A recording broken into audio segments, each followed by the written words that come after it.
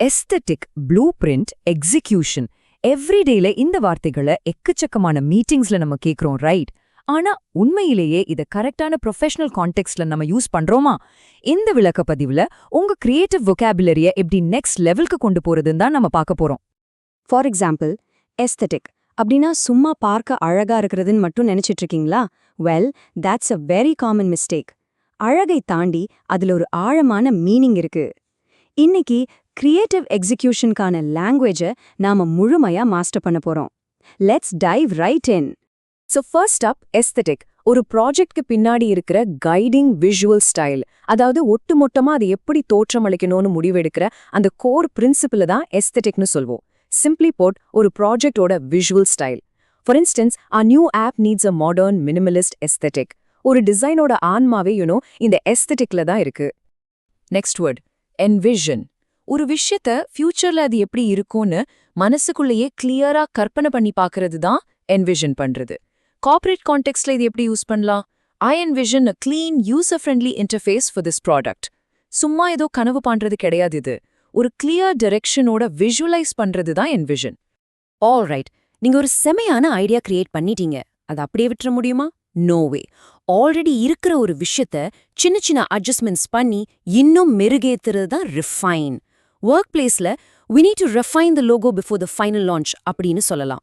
அந்த minor adjustments தான் ஒரு ஆர்டினரி வேலையை மாஸ்டர் பீஸா மாத்தும்.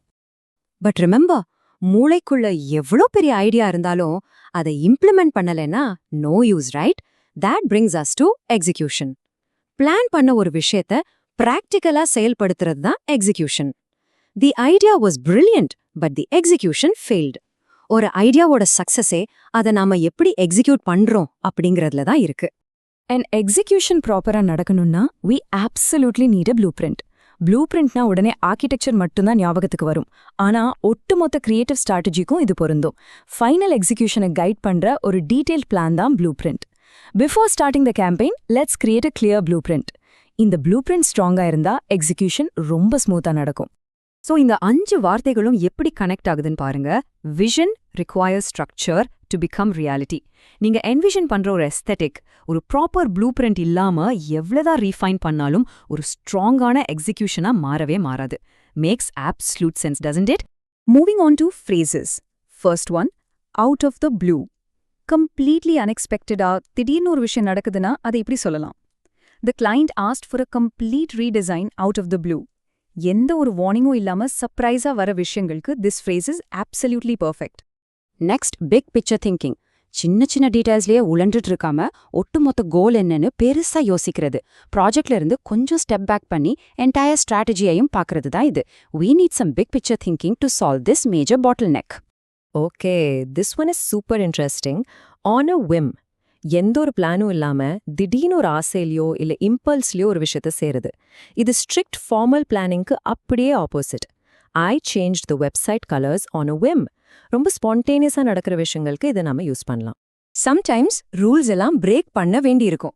That's when you let your imagination run wild. எந்த ஒரு ரெஸ்ட்ரிக்ஷன்ஸும் இல்லாம ரொம்ப ஃப்ரீயா கற்பனை பண்ண விடுறது. பிரெயின்ஸ்டார்மிங் செஷன்ல இது ரொம்ப முக்கியம். During the pitch, we just let our imagination run wild. எந்த விதிகளும் இல்லாத போதுலாம் புது ஐடியாவே பிறக்கும் இல்லையா? And அந்த மாதிரி வைல்ட் இமேஜினேஷன்ல இருந்து you might suddenly hit upon an idea. ரொம்ப நேரமா மண்டே பிச்சுக்கிட்டு யோசிச்சு திடீர்னு ஒரு சொல்யூஷன் கிடைக்கும் தெரியுமா? அந்த ஆஹா மொமெண்ட். மெதுவா பிளான் பண்ற ப்ராசஸ்க்கும் இதுக்கும் நிறைய வித்தியாசம் இருக்கு. After hours of struggling, we finally hit upon a brilliant idea.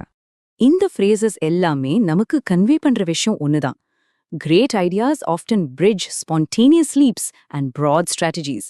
திடீர்னு தோன்ற on a whim ஐடியாக்களும் கிளியரான பிக் பிக்சர் திங்கிங்கும் சேரும்போது தான் ஒரு அருமையான கிரியேட்டிவ் ப்ராசஸ் உருவாகும். இப்போ ஒரு முக்கியமான டிஸ்டிங்ஷன் பார்க்கலாம்.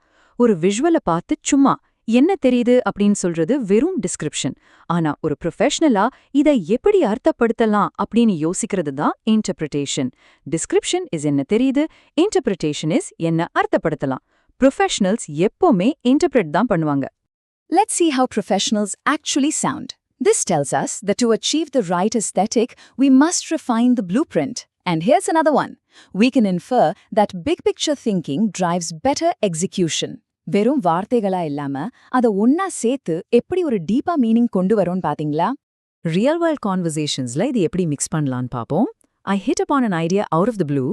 We decided to refine the aesthetic on a whim. Big picture thinking helps our execution. And we let our imagination run wild to build the blueprint. இங்க ஒரு ட்ரிக் இருக்கு. Out of the blue அப்படிங்கிறது எக்ஸ்டர்னலா வெளியில இருந்து திடீர்னு வருது. ஆனா on a whim அப்படிங்கிறது உங்களுக்குள்ளேயே இன்டர்னலா தோன்ற ஒரு இம்பல்ஸ். இந்த சின்ன டிஃபரன்ஸை மறக்காதீங்க. Now, spoken versus written tone எப்படி மாறுதுன்னு பாப்போம். கேஷுவலா பேசும்போது we hit upon an idea on a whim அப்படின்னு ரொம்ப இயல்பா சொல்வோம். ஆனா அதையே ஒரு ஃபார்மல் இமெயில எழுதும்போது a spontaneous concept was developed without prior planning அப்படின்னு பாலிஷ்டா மாத்தணும். மீனிங் ஒண்ணுதான், ஆனா சிச்சுவேஷனுக்கு ஏத்த மாதிரி அந்த டோன் கண்டிப்பா மாறணும். ஆல்ரைட், உங்களோட நிஜ ஒர்க் பிளேஸ்ல இதை எப்படி அப்ளை பண்ணுவீங்க? Here are 3 questions for you. How do you handle sudden design changes? How do you ensure a project stays on track? And how do you spark creativity? ஒரு நிமிஷம் யோசிச்சு பாருங்க. அந்த questionஸ்க்கான model answers இதோ. 1. I envision a new aesthetic out of the blue. 2. We refine the blueprint for better execution. 3. Let your imagination run wild to hit upon an idea. Day-to-day office conversationsல இந்த வார்த்தைகள் இப்படித்தான் ரொம்ப naturally flow ஆகணும். Time for a quick challenge. நீங்க வேலை செஞ்சிட்டு இருக்கும்போது திடீர்னு ஒரு செம்ம இன்ஸ்பிரேஷன் வந்து உங்க ஒட்டுமொத்த ப்ராஜெக்ட் பிளானையே மாத்தி அமைக்க சொல்லுது. இதை எப்படி எக்ஸ்பிரஸ் பண்ணுவீங்க? இன்னைக்கு நாம பார்த்த லிஸ்ட்ல இருந்து எக்ஸாக்ட்லி 2 வேர்ட்ஸ் அண்ட் 2 ஃப்ரேசஸை யூஸ் பண்ணி மனசுக்குள்ள ஒரு சென்டென்ஸ் ஃப்ரேம் பண்ணுங்க பாப்போம். I'll give you a second. Okay, உங்களோட ஆன்சர் இதோட மேட்ச் ஆகுதான்னு செக் பண்ணுங்க. Out of the blue, we hit upon an idea that forced us to completely refine our original blueprint. Perfect expression, right? இந்த மாதிரி articulate பண்ண கத்துக்கிட்டா உங்களோட communication வேற லெவல்ல இருக்கும். Let's do a super fast recap. Aesthetic, envision, refine, execution and blueprint. இதெல்லாம் structural words. அதுக்கப்புறம் out of the blue, big picture thinking, on a whim, let your imagination run wild and hit upon an idea.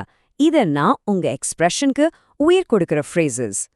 And we've reached the end of this explainer. போறதுக்கு முன்னாடி உங்களை யோசிக்க வைக்க ஒரு final கேள்வி.